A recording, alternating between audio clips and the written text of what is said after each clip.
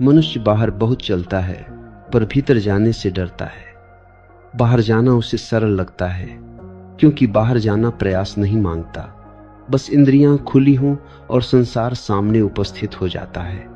भीतर जाना ठीक उलटा है। भीतर जाने के लिए आंखें बंद करनी पड़ती हैं, कानों को चुप कराना पड़ता है और सबसे कठिन मन को किनारे रखना पड़ता है। मनुष्य ने जन्म से लेकर आज तक बाहर जाना ही सीखा है। उसे सिखाया गया है कि सफलता बाहर है, सत्य बाहर है, ईश्वर बाहर है, प्रेम बाहर है, और इसीलिए जीवन भर वह बाहर खोजता रहता है और अंत में थक कर गिर जाता है। थकान इसलिए नहीं आती कि यात्रा लंबी है, थकान इसलिए आती है क्योंकि दिशा ही गलत है। जो भीतर है उसे बाहर खोजने से केवल थकान ही हाथ लगती है। भीतर जाने के 3 मुख्य द्वार हैं। द्वार अलग अलग नहीं हैं, वे एक ही मंदिर की 3 दिशाओं से खुलते हैं। कोई भी द्वार छोटा या बड़ा नहीं है। फर्क केवल इतना है कि हर व्यक्ति की प्रकृति अलग है। कोई हृदय से प्रवेश करता है, कोई साक्षी से, कोई श्वास से, लेकिन प्रवेश भीतर ही होता है। भीतर जाना कोई भविष्य की घटना नहीं है, यह इसी क्षण घट सकता है। भीतर जाने के लिए समय नहीं चाहिए, केवल साहस चाहिए, अपने ही सोच से मिलने का साहस। पहला द्वार मौन का है। मौन को लोग गलत समझते हैं। वे सोचते हैं मौन का अर्थ है बोलना बंद कर देना। नहीं, बोलना बंद कर देना मौन नहीं है, वह केवल शोर का अभाव है। मौन का अर्थ है मन की आवाज का शांत हो जाना। बाहर का शोर तो फिर भी सहन हो सकता है, पर भीतर का शोर असहनीय होता है। विचारों की निरंतर रेलगाड़ी, स्मृतियां, कल्पनाएं, भय, आशाएं, ये सब मिलकर भीतर एक बाजार बना देते हैं। और जब बाजार लगा हो तब मंदिर कैसे दिखे। मौन कोई अभ्यास नहीं है, मौन एक समझ है। जब तुम यह देख लेते हो कि विचार तुम्हें कहीं नहीं ले जा रहे, जब तुम यह स्पष्ट अनुभव कर लेते हो कि सोच कर तुमने केवल पुराने घावों को ही कुरेदा है, तब एक दिन सोच अपने आप थक जाती है। मौन जबरदस्ती नहीं आता, मौन समझ से आता है। जैसे जब बच्चा बार बार आग को छूकर जलता है तो एक दिन आग को छूने का विचार ही गिर जाता है। कोई नियम नहीं बनाना पड़ता, कोई संकल्प नहीं लेना पड़ता। वैसे ही जब तुम देख लेते हो कि मन तुम्हें केवल अतीत और भविष्य में भटकाता है और वर्तमान से चुरा लेता है, तब धीरे धीरे मन की पकड़ ढीली पड़ने लगती है। इस मौन के द्वार पर कोई पहरेदार नहीं है। कोई तुमसे पूछने नहीं आएगा कि तुम योग्य हो या नहीं। मौन का द्वार सबके लिए खुला है, गरीब, अमीर, ज्ञानी, अज्ञानी, पापी, पुण्यात्मा। केवल एक बात चाहिए, देखने की ईमानदारी। जैसे ही तुम अपने भीतर के शोर को बिना जज किए देख लेते हो, जैसे ही तुम यह स्वीकार कर लेते हो कि हाँ, मेरे भीतर बहुत शोर है, उसी क्षण से मौन की प्रक्रिया शुरू हो जाती है। स्वीकार करना आधा मौन है। जब मन थोड़ा शांत होने लगता है तब एक अजीब सा भय उठता है। यह भय इसलिए नहीं कि कुछ गलत होने वाला है, बल्कि इसीलिए कि अब तक तुम शोर से ही अपनी पहचान बनाए हुए थे। तुम अपने विचारों को ही मैं समझ बैठे थे। जब विचार कम होते हैं तो मैं भी जैसे धुंधला पड़ने लगता है। यही वह क्षण है जहां अधिकतर लोग पीछे लौट जाते हैं। वे फिर से शोर पैदा कर लेते हैं। टीवी, मोबाइल, बातचीत, योजनाएं, क्योंकि शोर में मैं सुरक्षित लगता है, मौन में मैं पिघलने लगता है। लेकिन यदि तुम इस भय से भागे नहीं, यदि तुम इस खालीपन में थोड़ी देर ठहर गए, तो एक नया अनुभव जन्म लेता है साक्षी का। तुम देखते हो कि विचार आ रहे हैं और जा रहे हैं, पर तुम उनसे अलग हो। यह देखना ही भीतर जाने का पहला वास्तविक कदम है। अब तुम विचार नहीं हो, तुम विचारों को देखने वाले हो। यह अंतर बहुत सूक्ष्म है पर क्रांतिकारी है। यह अंतर बहुत सूक्ष्म है, ही से भीतर की यात्रा शुरू होती है। इस मौन में कोई उपलब्धि नहीं है, कोई लक्ष्य नहीं है, यहाँ केवल होना है। जैसे आकाश बस है, बादल आते हैं जाते हैं पर आकाश अछूता रहता है। जब तुम अपने भीतर इस आकाश को पहचान लेते हो तब बाहर का संसार वैसा ही रहता है, पर तुम्हारा संबंध उससे बदल जाता है। अब संसार तुम्हें खींचता नहीं, तुम संसार को जीते हो। अब तुम प्रतिक्रियाएं नहीं देते, उत्तर देते हो। यह अंतर छोटा लगता है पर जीवन को पूरी तरह बदल देता है। यही मौन का द्वार है, सबसे सरल पर सबसे कठिन। सरल इसलिए कि इसमें कुछ करना नहीं है, कठिन इसलिए कि मन कुछ किए बिना रह नहीं सकता। मन को व्यस्तता चाहिए, मौन उसे बेरोजगार कर देता है, और मन बेरोजगार होते ही विद्रोह करता है। पर यदि तुम थोड़ा धैर्य रख सको तो मन धीरे धीरे झुक जाता है। वह देख लेता है कि यहां उसका कुछ नहीं चलने वाला। यह पहला द्वार है, इसके पार अभी बहुत कुछ है। भीतर जाने का स्वाद अभी बस शुरू हुआ है। जैसे किसी ने पहली बार समुद्र की हवा को महसूस किया हो, नमकीन, ठंडी, विशाल। अभी समुद्र में उतरना बाकी है। मौन का यह पहला स्वाद जब भीतर उतरने लगता है तब एक बात बहुत साफ दिखाई देने लगती है कि मनुष्य अब तक बाहर इसलिए भागता रहा क्योंकि भीतर अकेलापन था। लेकिन यह अकेलापन असल में खालीपन नहीं है, यह तो भीड़ के हटते ही प्रकट होने वाला विशाल आकाश है। फर्क केवल देखने के ढंग का है। जिसने भीतर के आकाश को कभी नहीं देखा उसे वह शून्य लगता है। जिसने एक बार भी उसे छू लिया उसके लिए वही पूर्णता बन जाता है। मौन का द्वार यही परिवर्तन है, शून्य से पूर्ण की ओर। धीरे धीरे जब विचारों के बीच की खामोशी लंबी होने लगती है तब एक सूक्ष्म संगीत सुनाई देने लगता है। यह बाहर का कोई स्वर नहीं है, यह जीवन की अपनी धड़कन है। जैसे किसी शांत रात में तुम अपने ही हृदय की धड़कन सुन लेते ए हो। पहले यह धड़कन हमेशा थी, लेकिन शोर इतना था कि सुनाई नहीं देती थी। मौन उसे प्रकट करता है, पैदा नहीं करता। भीतर जाने की यात्रा में यह समझ बहुत महत्वपूर्ण है कि कुछ भी नया रचा नहीं जा रहा, केवल जो छुपा था वह उजागर हो रहा है। मौन का द्वार तुम्हें तुम्हारी सीमाओं से परिचित कराता है। तुम देखते हो कि तुम्हारी पहचान कितनी छोटी थी। नाम, रूप, कहानी, अतीत, मौन में ये सब पिघलने लगते हैं। जैसे नमक पानी में घुल जाता है और अलग दिखाई नहीं देता, वैसे ही मैं का कठोर रूप ढीला पड़ने लगता है। ये घबराहट ला सकता है, क्योंकि जिस मैं को तुमने जीवन भर बचाया वही अब विलीन होने लगता है। लेकिन यही विलय भीतर जाने की कुंजी है। जब तक तुम किसी रूप को पकड़े रहोगे भीतर नहीं जा पाओगे। भीतर जाना रूपहीनता की ओर जाना है। इस मौन में एक और गहरी बात प्रकट होती है कि संघर्ष बाहर नहीं था, संघर्ष भीतर था। बाहर तो परिस्थितियां थीं, भीतर प्रतिक्रिया थी। मौन प्रतिक्रिया को काट देता है, और जब प्रतिक्रिया कट जाती है तब परिस्थिति अपना असर खो देती है। तब कोई तुम्हें दुखी नहीं कर सकता, कोई तुम्हें क्रोधित नहीं कर सकता। ना ही कि दुख और क्रोध उठते नहीं, वे उठते हैं, लेकिन तुम उनसे चिपकते नहीं। वे आते हैं और चले जाते हैं, तुम उनके मेजबान हो, कैदी नहीं। मौन का द्वार पार करते हुए एक दिन ऐसा आता है जब तुम्हें पहली बार वास्तविक विश्राम का स्वाद मिलता है। नींद विश्राम नहीं है, नींद तो थकान का इलाज है। मौन विश्राम है अकारण, बिना थकान के भी। मौन में बैठकर तुम्हें ऐसा लगता है जैसे सदियों से ढोया गया बोझ उतर गया हो। कोई कारण नहीं दिखता, कोई उपलब्धि नहीं हुई, फिर भी भीतर हल्कापन है। यही संकेत है कि तुम सही दिशा में जा रहे हो। लेकिन यात्रा यहीं समाप्त नहीं होती। मौन का द्वार केवल प्रवेश है, मंजिल नहीं। मौन से आगे एक और द्वार खुलता है, साक्षी का द्वार। मौन में विचार कम होते हैं, लेकिन साक्षी में देखने वाला स्पष्ट होता है। मौन कभी कभी नींद जैसा भी हो सकता है, शांत पर अचेत। साक्षी में चेतना तीक्ष्ण होती है, जागृत। इसलिए मौन को भी देखना पड़ता है।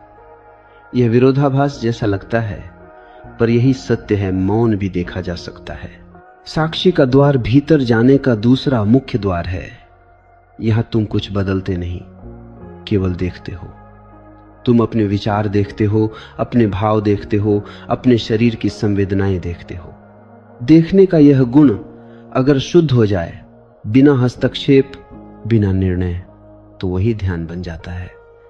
अधिकतर लोग देखते नहीं, वे तुरंत प्रतिक्रिया देते हैं। कोई विचार आया और तुम उससे जुड़ गए, कोई भावना उठी और तुम बह गए। साक्षी होना मतलब बहाव के किनारे खड़े होना। जब तुम क्रोध को देखते हो तब तुम क्रोध नहीं रहते, जब तुम भय को देखते हो तब तुम भय नहीं रहते। देखने और होने में फर्क है। यह फर्क भीतर जाने का दूसरा द्वार है। साक्षी तुम्हें धीरे धीरे यह अनुभव कराता है कि तुम शरीर नहीं हो, मन नहीं हो, भावना नहीं हो। तुम वह हो जो इन सबको देख रहा है। यह अनुभव किसी दर्शन की किताब से नहीं आता, यह प्रत्यक्ष अनुभूति है। साक्षी के मार्ग में सबसे बड़ी बाधा है सूक्ष्म अहंकार। मन कहता है, देखो मैं साक्षी बन रहा हूं। यही वाक्य साक्षी को बिगाड़ देता है। साक्षी में मैं नहीं होता, साक्षी तो बस देखना है। जैसे दर्पण देखता नहीं, प्रतिबिंब को बस प्रकट होने देता है।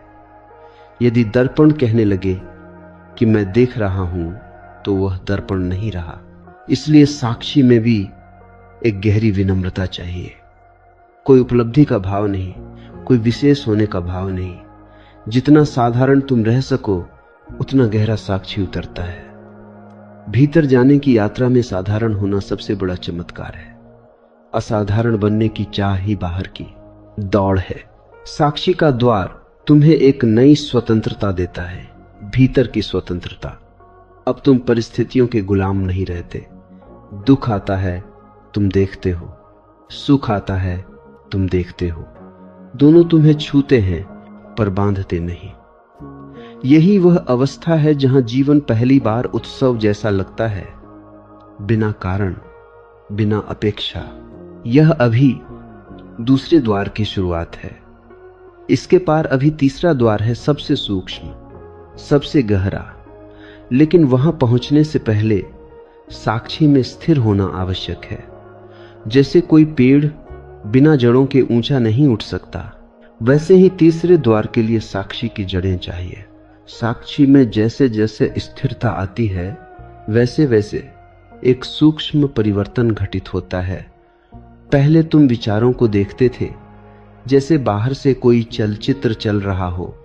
अब तुम यह भी देखने लगते हो कि देखने वाला स्वयं भी बदल रहा है। यह बहुत नाजुक बिंदु है। यह बहुत से साधक भ्रमित हो जाते हैं। उन्हें लगता है कि अब कुछ असाधारण घट रहा है, कोई विशेष अवस्था आ गई है। लेकिन यही मान लेना सबसे बड़ी बाधा बन जाता है। भीतर जाने की यात्रा में हर विशेषता का भाव बाहर की ओर ले जाता है। भीतर का रास्ता अत्यंत साधारण है, इतना साधारण कि मन उसे स्वीकार नहीं कर पाता। साक्षी जब गहराता है, तब देखने और देखे जाने के बीच की दूरी घटने लगती है। पहले विचार थे और तुम थे, फिर केवल देखना बचता है। यह देखना किसी के द्वारा किया गया कर्म नहीं है, यह एक स्वाभाविक घटना है। जैसे नदी बहती है, वैसे ही देखना घटित होता है। इस अवस्था में प्रयास पूरी तरह गिर जाता है। यदि प्रयास है तो अभी भी मन मौजूद है, और जहां मन है वहां तीसरा द्वार नहीं खुल सकता। तीसरा द्वार सबसे अधिक गलत समझा गया द्वार है। लोग उसे किसी रहस्य, किसी शक्ति, किसी सिद्धि से जोड़ देते हैं, जबकि तीसरा द्वार किसी उपलब्धि का द्वार नहीं है। यह तो पूर्ण समर्पण का द्वार है। यहां न तो मौन साधा जाता है, न साक्षी बनाया जाता है। यहां केवल छोड़ देना होता है। यह द्वार हृदय का है, लेकिन भावुक हृदय का नहीं, बल्कि उस गहरे हृदय का जहां मैं पूरी तरह पिघल जाता है। जब साक्षी स्थिर हो जाता है, तब एक दिन अचानक यह बोध आता है कि देखने वाला भी एक सूक्ष्म आवरण था। अभी तक तुम कहते थे मैं देख रहा हूं, अब यह मैं भी गिरने लगता है, और जब मैं गिरता है तब केवल होना बचता है। यह अवस्था शब्दों में नहीं समा सकती, क्योंकि शब्द हमेशा किसी कहने वाले को मानकर चलते हैं। यहां कोई कहने वाला नहीं, कोई सुनने वाला नहीं, केवल अनुभव है। यह तीसरा द्वार प्रेम का द्वार है। लेकिन प्रेम जैसा संसार समझता है वह नहीं। यह प्रेम किसी के लिए नहीं है, यह प्रेम स्वयं अस्तित्व का गुण है। जैसे फूल से सुगंध आती है, वैसे ही इस अवस्था से प्रेम बहता है। तुम किसी से प्रेम नहीं करते, प्रेम तुमसे होकर बहता है। यही कारण है कि इस अवस्था में करुणा स्वाभाविक हो जाती है। तुम किसी पर दया नहीं करते, दया घटित होती है। इस द्वार पर पहुंचने से पहले मन अंतिम चाल चलता है। वह कहता है, अब तो मैं बहुत आगे आ गया हूं, अब तो मैं मुक्त होने वाला हूं। यही अंतिम जाल है। तीसरे द्वार पर पहुंचने के लिए मुक्त होने वाला मैं भी छोड़ना पड़ता है।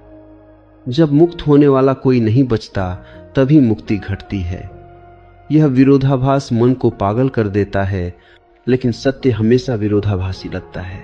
तीसरे द्वार पर कोई अनुभव जमा करने के लिए नहीं है। यहां कोई स्मृति नहीं बनती। इसीलिए जो यहां से गुजर जाता है वह बहुत शांत हो जाता है। वह प्रचार नहीं करता, वह घोषणा नहीं करता, क्योंकि उसके पास कहने को कुछ नहीं बचता। उसने जान लिया है कि जो कहा जा सकता है वह सत्य नहीं है, और जो सत्य है वह कहा नहीं जा सकता। इस अवस्था में जीवन पूरी तरह बदल जाता है, लेकिन बाहर से कोई बड़ा बदलाव दिखाई नहीं देता। वही शरीर, वही संसार, वही कार्य, पर भीतर सब कुछ अलग है। अब जीवन बोझ नहीं है, अब जीवन प्रश्न नहीं है, अब जीवन उत्तर भी नहीं है, अब जीवन उत्सव है।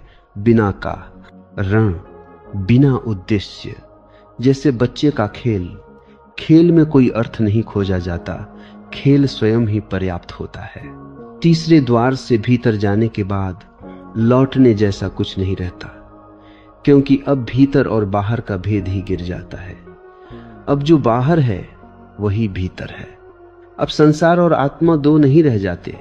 यही वह बिंदु है जहां खोज समाप्त होती है। खोज समाप्त होते ही जीवन शुरू होता है। लेकिन यह याद रखना, तीन द्वार अलग अलग नहीं हैं, वे एक ही यात्रा के तीन पड़ाव हैं। कभी कभी कोई व्यक्ति मौन से सीधे हृदय में गिर जाता है, कभी कोई साक्षी से। रास्ते अलग लगते हैं, मंजिल एक ही है, और वह मंजिल कहीं दूर नहीं है, वह तुम्हारे ठीक इसी क्षण में उपस्थित है। भीतर जाने का अर्थ कहीं और जाना नहीं है, भीतर जाने का अर्थ है यहीं पूरी तरह उपस्थित होना। जब तुम पूरी तरह यहां हो, तब भीतर अपने आप खुल जाता है। तीनों द्वार वास्तव में एक ही द्वार के तीन नाम हैं: जागरूकता, समर्पण, प्रेम। जब तीसरे द्वार की झलक भी भीतर उतर जाती है, तब एक गहरी शांति जन्म लेती है। ऐसी शांति जो किसी प्रयास से नहीं आती, जिसे साधा नहीं गया है, जो अचानक प्रकट हुई है, जैसे बरसों से वहीं खड़ी थी और तुमने पहली बार उसे देख लिया हो। यह शांति सुस्ती नहीं है, यह नींद नहीं है। इसमें तीक्ष्ण जागरूकता है, पर कोई तनाव नहीं। जैसे कोई व्यक्ति नदी के किनारे बैठा हो, नदी बह रही है, व्यक्ति देख रहा है, पर दोनों में कोई संघर्ष नहीं। अब भीतर जाने की यात्रा किसी मार्ग की तरह नहीं लगती, बल्कि घर लौटने जैसी लगती है। बाहर जाना हमेशा थकाता है, भीतर लौटना विश्राम देता है। और यह विश्राम कोई विराम नहीं है, यह निरंतरता है। इस निरंतरता में जीवन बहता रहता है, घटनाएं घटती रहती हैं, लोग आते जाते रहते हैं, पर भीतर कुछ नहीं हिलता। भीतर एक स्थिर केंद्र स्थापित हो जाता है। यही वह केंद्र है जिसे सदियों से तमा, साक्षी, तुरीय या मौन कहा गया है। नाम बदलते रहे, अनुभव वही रहा। इस बिंदु पर एक और भ्रांति टूटती है कि भीतर जाना मतलब संसार छोड़ देना। नहीं, भीतर जाना संसार से भागना नहीं है। भीतर जाना संसार को सही जगह पर रखना है। जब तक भीतर नहीं जाओगे तब तक संसार तुम्हारे सिर पर सवार रहेगा। भीतर जाते ही संसार तुम्हारे पैरों में उतर आता है, तब तुम संसार में रहते हो, पर संसार तुम्हारे भीतर नहीं घुसता। यह फर्क बहुत सूक्ष्म है, पर यही मुक्ति है। 3 द्वारों की यह यात्रा वास्तव में 3 अवस्थाओं की समझ है। पहले तुम शोर में जीते हो, फिर मौन में ठहरना सीखते हो, फिर तुम देखने लगते हो और अंत में तुम केवल हो जाते हो। होना यह सबसे कठिन शब्द है, क्योंकि मन हर शब्द को पकड़कर कुछ बनाना चाहता है, पर होना कुछ बनना नहीं है। होना तो पहले से है, तुम केवल उसे पहचानते हो। जब यह पहचान घटती है तब जीवन में कोई विशेष चमक नहीं दिखाई देती, कोई चमत्कार नहीं घटता। चमत्कार केवल इतना है कि अब दुख में भी गहराई है और सुख में भी सादगी। अब दुख शत्रु नहीं लगता, सुख लक्ष्य नहीं लगता। दोनों आते हैं और चले जाते हैं, तुम उनके पार खड़े रहते हो। यह पार खड़ा रहना ही भीतर जाना है। अब ध्यान कोई अभ्यास नहीं रह जाता। चलना ध्यान बन जाता है, बोलना ध्यान बन जाता है, चुप रहना ध्यान बन जाता है, क्योंकि अब भीतर बाहर का विभाजन गिर चुका है। तुम कहीं भी हो, भीतर ही हो। बाहर केवल स्थान बदलता है, भीतर वही रहता है। यही वह अवस्था है जहां जीवन पहली बार पूर्ण लगता है, किसी उपलब्धि के कारण नहीं, बल्कि किसी कमी के अभाव के कारण। 3 द्वारों की यह पूरी प्रक्रिया किसी क्रम में भी घट सकती है और अचानक भी। कभी कोई व्यक्ति वर्षों मौन में रहता है और फिर साक्षी खुलता है। कभी कोई अचानक प्रेम में गिरता है और तीसरा द्वार खुल जाता है और मौन व साक्षी अपना आप साथ आ जाते हैं। जीवन गणित नहीं है। भीतर जाने की यात्रा भी नियमों से नहीं चलती, यह केवल ईमानदारी से चलती है। यदि तुम ईमानदार हो अपने अनुभव के प्रति, यदि तुम यह स्वीकार कर सकते हो कि तुम नहीं जानते, तो तीनों द्वार तुम्हारे लिए खुले हैं। ज्ञान बाधा बनता है, न जानना सहायक होता है। जिसने कहा मैं जानता हूं, उसने द्वार बंद कर लिए। जिसने कहा मैं नहीं जानता, उसके लिए द्वार अपने आप खुलने लगते हैं। इस पूरी यात्रा में गुरु कोई बाहर का व्यक्ति नहीं है। बाहर का व्यक्ति केवल संकेत दे सकता है, द्वार की ओर इशारा कर सकता है। भीतर प्रवेश तुम्हें ही करना है, और भीतर प्रवेश करने के लिए तुम्हें अपने ही हाथ से अपने बोझ रखने पड़ते हैं। कोई दूसरा तुम्हारे लिए यह काम नहीं कर सकता। अंत में एक बात बहुत स्पष्ट हो जाती है कि भीतर जाने के 3 द्वार कोई रहस्य नहीं थे। वे इतने साधारण थे कि मन ने उन्हें नजरअंदाज कर दिया। मौन, साक्षी और समर्पण, ये 3 शब्द जितने सीधे हैं उतने ही गहरे हैं। इन्हें समझना नहीं है, जीना है। समझना बाहर का काम है, जीना भीतर का। जब तुम जीने लगते हो तब भीतर और बाहर का प्रश्न ही समाप्त हो जाता है। तब केवल जीवन बचता है, पूरा, सघन, जीवंत। और वही जीवन ध्यान है, वही जीवन सत्य है। जब भीतर का पहला स्वाद आ जाता है तब मनुष्य एक अजीब दुविधा में फंसता है। एक ओर बाहर की पुरानी आदतें हैं, दूसरी ओर भीतर की नई सुगंध। बाहर की आदतें शोर मचाती हैं, काम, संबंध, अपेक्षाएं, डर, महत्वाकांक्षा, और भीतर की सुगंध बहुत सूक्ष्म होती है, लगभग फुसफुसाहट जैसी। यदि तुम सजग न रहो तो बाहर का शोर भीतर की आवाज को दबा देता है। इसीलिए भीतर जाने के बाद भी जागरूकता की आवश्यकता समाप्त नहीं होती, बल्कि और गहरी हो जाती है। अब तुम्हें यह देखना पड़ता है कि भीतर की शांति को तुम कैसे खो देते हो। कोई व्यक्ति को छ कह देता है और शांति चली जाती है। कोई घटना घट जाती है और भीतर फिर से हलचल शुरू हो जाती है। यहां बहुत स्पष्ट हो जाता है कि शांति बाहर से नहीं आती और अशांति भी बाहर से नहीं आती। बाहर केवल घटनाएं हैं, भीतर प्रतिक्रिया है। और जब यह साफ दिखाई देने लगता है तब भीतर जाने की यात्रा एक नई दिशा लेती है। अब तुम प्रतिक्रिया को देखना शुरू करते हो। यह देखना बहुत सूक्ष्म है। क्रोध उठता है और तुम तुरंत उसे सही ठहराने लगते हो। भय उठता है और तुम भविष्य की कहानियां बुनने लगते हो। दुख आता है और तुम अतीत में उतर जाते हो। अब तक तुम इन सब के साथ बह जाते थे, अब तुम इन्हें देखते हो, और यह देखना ही धीरे धीरे तुम्हें उनसे मुक्त करता है। मुक्त होने का अर्थ यह नहीं कि वे कभी उठेंगे नहीं। मुक्त होने का अर्थ है कि वे तुम्हारे स्वामी नहीं रहेंगे। भीतर जाने का दूसरा गहरा आयाम यही है, स्वतंत्रता। बाहरी स्वतंत्रता की बातें बहुत की जाती हैं, पर भीतर स्वतंत्र न हो तो बाहर की स्वतंत्रता भी बोझ बन जाती है। भीतर स्वतंत्रता का अर्थ है कोई भी भावना आए तुम्हें बांध न सके। तुम उसके साथ पूरी तरह उपस्थित रहो पर खो न जाओ। यह संतुलन साधना नहीं है, यह समझ से आता है। जो व्यक्ति सच में भीतर उतरता है वह कभी यह घोषणा नहीं करता कि वह भीतर उतर गया है, क्योंकि भीतर उतरते ही घोषणा करने वाला कोई बचता ही नहीं। यह बात समझने की नहीं, अनुभव करने की है। जैसे कोई व्यक्ति गहरी नींद से जागता है, वह यह घोषणा नहीं करता कि मैं सोया हुआ था। उसे पता है बस। धीरे धीरे भीतर एक और बात स्पष्ट होने लगती है कि तुम जीवन को नियंत्रित करने की कोशिश कर रहे थे, और नियंत्रण ही सबसे बड़ा तनाव है। भीतर जाने का अर्थ है नियंत्रण छोड़ना। नियंत्रण छोड़ते ही भय उठता है, क्योंकि अब तक तुम्हें लगता था कि नियंत्रण के बिना सब बिखर जाएगा। लेकिन जैसे ही नियंत्रण ढीला पड़ता है, तुम देखते हो कि जीवन अपने आप बहुत सुंदर ढंग से बह रहा है। तुम्हारे हस्तक्षेप ने ही उसे विकृत किया था। यह छोड़ना कोई एक बार की घटना नहीं है, यह हर क्षण घटता है। हर क्षण तुम या तो पकड़े रहते हो या छोड़ते हो, और जब छोड़ना स्वाभाविक हो जाता है तब तीसरा द्वार धीरे धीरे स्थायी रूप लेने लगता है। अब यह कोई झलक नहीं रहती, यह जीवन की पृष्ठभूमि बन जाता है। इस पृष्ठभूमि में प्रेम अपने आप बहने लगता है।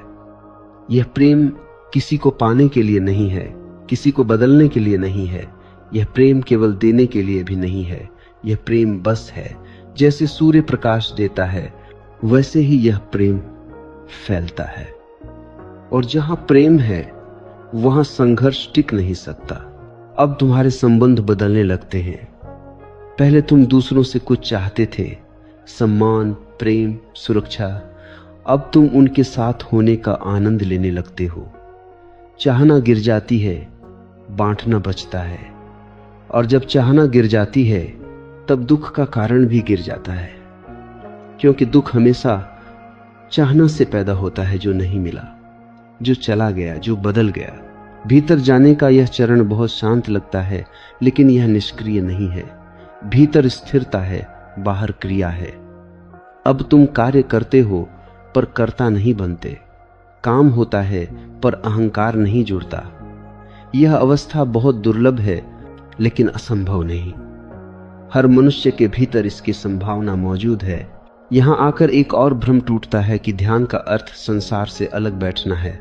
नहीं, ध्यान का अर्थ है संसार में रहते हुए भी भीतर जुड़े रहना। तुम बाजार में हो पर भीतर मौन है। तुम भीड़ में हो पर भीतर अकेलापन नहीं है। अकेलापन नहीं, एकांत है। अकेलापन खाली करता है, एकांत भर देता है। इस एकांत में तुम्हें पहली बार अपना वास्तविक चेहरा दिखाई देता है। वह चेहरा जो समाज ने नहीं दिया, जो नाम से नहीं बना, जो भूमिका से नहीं आया। यह चेहरा कोई आकृति नहीं है, यह एक अनुभूति है, स्वतंत्र, खुली, भय मुक्त। और जब तुम इसे पहचान लेते हो तब तुम किसी और की नकल नहीं कर सकते। तब तुम्हारा जीवन स्वयं एक उत्तर बन जाता है। भीतर जाने की यात्रा में यह भी स्पष्ट होता है कि कोई भी मार्ग स्थायी नहीं है। मौन भी एक दिन छोड़ना पड़ता है, साक्षी भी एक दिन विलीन हो जाता है। अंत में केवल जीवन बचता है, सादा, सरल, पूर्ण, और वही जीवन ध्यान है। अब भीतर जाने की यात्रा एक और सूक्ष्म मोड़ लेती है। अब प्रश्न ये नहीं रहता कि भीतर कैसे जाएं, बल्कि यह बन जाता है कि भीतर से गिरकर बाहर फिर कैसे न बह जाएं। क्योंकि भीतर का स्वाद लगने के बाद भी संसार अपने पुराने आकर्षण दिखाता है। फर्क बस इतना होता है कि अब तुम जानते हो यह आकर्षण अस्थाई है। फिर भी आदतें बहुत पुरानी होती हैं और आदतें तुरंत नहीं छूटती। इसीलिए भीतर जाने की प्रक्रिया कोई एक छलांग नहीं है, यह एक धीरे धीरे गहराती हुई समझ है। अब तुम ये देखने लगते हो कि तुम्हारा मन कितनी चालाकी से स्वयं को केंद्र में रखना चाहता है। पहले वह संसार के माध्यम से खुद को केंद्र में रखता था, सफलता, असफलता, मान, अपमान। अब वह भीतर के अनुभवों के माध्यम से खुद को केंद्र में रखना चाहता है, शांति, आनंद, विस्तार, प्रेम। यह परिवर्तन बहुत सूक्ष्म है, पर जाल वही है। भीतर जाने का अर्थ है केंद्र का भी विसर्जन। यही तीसरे द्वार की वास्तविक परीक्षा शुरू होती है, क्योंकि अब छोड़ना केवल दुख को नहीं है, सुख को भी है। अब पकड़ केवल पीड़ा की नहीं, आनंद की भी है। और आनंद की पकड़ सबसे कठिन होती है, क्योंकि मन कहता है यह तो अच्छा है, इसे क्यों छोड़े। लेकिन जो भी पकड़ा जाता है वह भीतर जाने से रोकता है।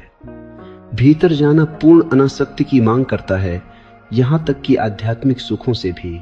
धीरे धीरे एक दिन ऐसा आता है जब तुम यह देख लेते हो कि छोड़ना भी तुम ही कर रहे हो, तब छोड़ने वाला भी एक बोझ बन जाता है। और उसी क्षण एक और गिरावट घटती है, छोड़ने वाला भी छूट जाता है। अब न पकड़ है न छोड़ना है, अब केवल सहज प्रवाह है। यही तीसरे द्वार का वास्तविक उद्घाटन है। इस अवस्था में जीवन बहुत साधारण दिखता है, लेकिन भीतर से बहुत गहन होता है। अब कोई ऊंच नीच नहीं रहती। ध्यान और गैर ध्यान का फर्क मिट जाता है।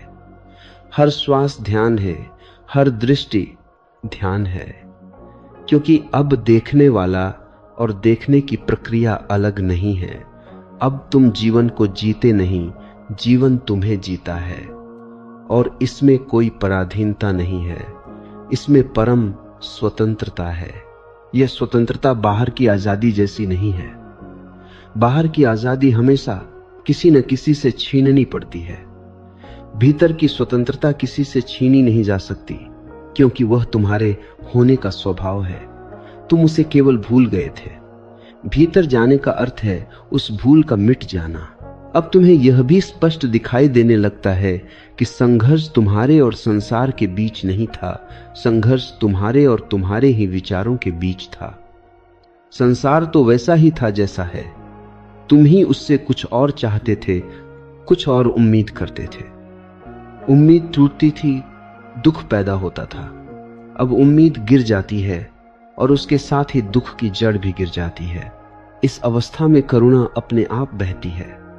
तुम किसी को सुधारना नहीं चाहते, किसी को बदलना नहीं चाहते, क्योंकि तुम देख लेते हो कि हर व्यक्ति अपनी यात्रा पर है, अपने द्वारों से गुजर रहा है। जो अभी बाहर है वह भी एक दिन भीतर आएगा। भीतर जाने का यह चरण बहुत शांत है, पर इसमें एक गहरा साहस छुपा है, क्योंकि अब तुम किसी सहारे पर निर्भर नहीं हो। न विचार का सहारा, न विश्वास का सहारा, न सिद्धांत का सहारा। अब केवल अस्तित्व है, नंगा, सीधा, बिना व्याख्या के। यह नग्नता डरावनी लग सकती है, लेकिन यही सत्य है। अब प्रश्न उठते ही नहीं, क्योंकि प्रश्न हमेशा भविष्य से आते हैं और तुम अब भविष्य में नहीं रहते, तुम यही हो। और जो यही है उसके लिए प्रश्न नहीं होते। प्रश्न तो तब होते हैं जब तुम कहीं और होना चाहते हो। भीतर जाने का अंतिम फल यही है, तुम जहां हो वहीं पूर्ण हो। अब जीवन में कोई विशेष उद्देश्य नहीं बचता, और यही सबसे बड़ा उद्देश्य है। उद्देश्यहीनता में एक गहरी हल्कापन है। अब तुम्हें कुछ साबित नहीं करना है, कुछ पाना नहीं है, कुछ बनना नहीं है। अब जो है वही पर्याप्त है। और जब यह पर्याप्तता उतर जाती है, तब जीवन अपने आप गीत बन जाता है। इस गीत में कभी दुख के स्वर भी होंगे, कभी सुख के भी। लेकिन अब तुम उनसे लड़ते नहीं। तुम उन्हें सुनते हो, उन्हें जीते हो और उन्हें जाने देते हो। यही भीतर जाने की परिपक्वता है। भीतर जाना कोई पलायन नहीं है, यह जीवन के प्रति पूर्ण हाँ है। अब तीसरे द्वार के पार कोई चौथा द्वार नहीं है, क्योंकि अब द्वार और मंजिल का भेद मिट गया है। अब भीतर और बाहर दो नहीं रहे। अब जो भी है वही तुम हो, और यही वह बिंदु है जहां खोज समाप्त होती है। अब भीतर जाने की यात्रा किसी साधना जैसी नहीं लगती, बल्कि जीवन की स्वाभाविक धड़कन बन जाती है। अब तुम्हें यह याद भी नहीं रहता कि कभी तुम भीतर जाने की कोशिश कर रहे थे। कोशिश शब्द ही गिर जाता है, क्योंकि जहां कोशिश है वहां अभी दूरी है। अब दूरी मिट चुकी है। अब भीतर कोई जगह नहीं है जहां पहुंचना है, और बाहर कोई जगह नहीं है जहां से भागना है। अब जो है वही है। इस अवस्था में एक बहुत गहरी शांति उतरती है, लेकिन यह शांति स्थिर नहीं है, जड़ नहीं है। इसमें गति है, प्रवाह है, नृत्य है। जैसे समुद्र शांत भी है और लहरों से भरा भी। पहले तुम लहरों से डरते थे, अब तुम जानते हो कि लहरें समुद्र का ही रूप हैं। अब कोई विरोध नहीं बचता। विरोध समाप्त होते ही ऊर्जा मुक्त हो जाती है।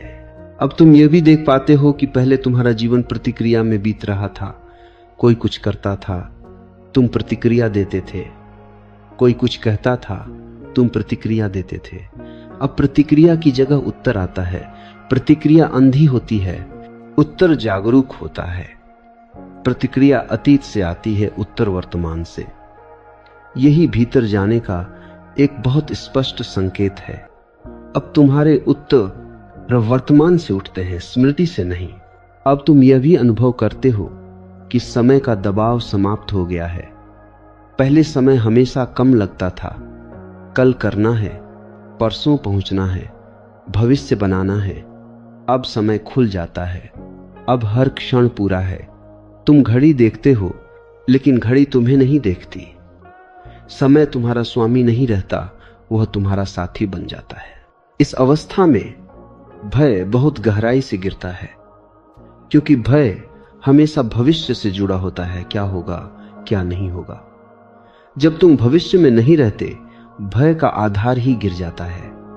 इसका अर्थ यह नहीं कि सावधानी नहीं रहती। सावधानी रहती है, लेकिन डर नहीं रहता। सावधानी बुद्धि की स्पष्टता है, डर मन की बीमारी है। अब भीतर एक गहरी मित्रता पैदा होती है अपने ही अस्तित्व के साथ। पहले तुम अपने ही खिलाफ थे। तुम खुद को बदलना चाहते थे, सुधारना चाहते थे, किसी और जैसा बनना चाहते थे। अब यह संघर्ष समाप्त हो जाता है। अब तुम स्वयं के साथ सहज हो जाते हो, और जिस दिन मनुष्य स्वयं के साथ सहज हो जाता है, उसी दिन वह संसार के साथ भी सहज हो जाता है। इस सहजता में जीवन बहुत सरल हो जाता है। सरलता का अर्थ गरीबी नहीं है, सरलता का अर्थ है अनावश्यक का गिर जाना।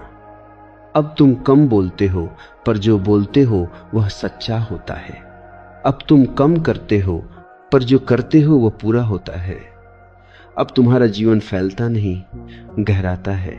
भीतर जाने का यह चरण बहुत शांत दिखता है, लेकिन इसमें एक गहरी जीवंतता है। अब तुम छोटी छोटी चीजों में भी आनंद अनुभव करते हो। सूरज की रोशनी, हवा का स्पर्श, किसी का मौन। पहले ये सब वहां थे, लेकिन तुम वहां नहीं थे। अब तुम वहां हो, इसलिए सब कुछ अर्थपूर्ण हो जाता है। अब तुम्हें यह भी साफ दिखाई देता है कि जीवन में कोई भी व्यर्थ नहीं है। हर अनुभव, हर भूल, हर गिरावट तुम्हें यहीं लाने के लिए थी। अब पछतावा भी गिर जाता है, क्योंकि पछतावा अतीत से लड़ना है, और तुम अब लड़ते नहीं। तुम स्वीकार करते हो, और स्वीकार में एक गहरी शांति है। अब भीतर का केंद्र इतना मजबूत हो जाता है कि बाहर की आंधियां तुम्हें हिला नहीं पाती। दुख आता है, पर टूटन नहीं आती। चुनौती आती है, पर भय नहीं आता, क्योंकि अब तुम्हें पता है जो भी आता है वह जाएगा, और जो नहीं जाता वही तुम हो। इस बिंदु पर जीवन एक प्रार्थना बन जाता है। बिना शब्दों के तुम मंदिर जाओ या ना जाओ, फर्क नहीं पड़ता। अब हर कदम मंदिर है, हर श्वास प्रार्थना है, क्योंकि भीतर और बाहर का भेद मिट चुका है। अब तुम यह भी समझते हो कि भीतर जाने के 3 द्वार कोई तकनीक नहीं थे, वे तुम्हारी ही तैयारी के 3 स्तर थे। मौन ने तुम्हें शोर से मुक्त किया, साक्षी ने तुम्हें पहचान से मुक्त किया, और समर्पण ने तुम्हें स्वयं से भी मुक्त कर दिया। और जब स्वयं से भी मुक्ति हो जाती है, तब केवल जीवन बचता है निर्मल, खुला, अनंत। यहीं आकर शब्द भी थक जाते हैं, क्योंकि अब जो है उसे कहा नहीं जा सकता। कहा जा सकता है तो बस इतना कि खोज पूरी हुई, लेकिन पूरी हुई इसलिए नहीं कि कुछ मिला, बल्कि इसलिए कि खोजने वाला गिर गया। अब न भीतर है न बाहर है, अब केवल होना है। इस अवस्था में सबसे बड़ा परिवर्तन यह होता है कि तुम अब समय में नहीं जीते। घड़ी चलती रहती है, कैलेंडर बदलता रहता है, पर तुम्हारा होना समय से बाहर हो जाता है।